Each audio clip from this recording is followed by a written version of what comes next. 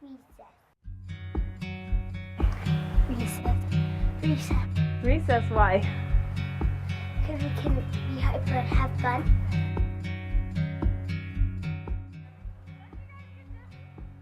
I don't even know what that is. It's when there's lots of trash and makes the air dirty. Exercise increases mental functioning in children and improves their academic performance. If air quality is too bad for us to play outside, we should be able to have an indoor recess curriculum that allows us to be physically active indoors. Children should participate in at least an hour of physical activity each day. More than 80% of children do not reach this guideline. Our children need the opportunity to be physically active during the school day, whether the air quality is good or not. Physical activity not only builds and maintains muscles and bones, but it reduces the risk of obesity and chronic disease, as well as increasing academic performance.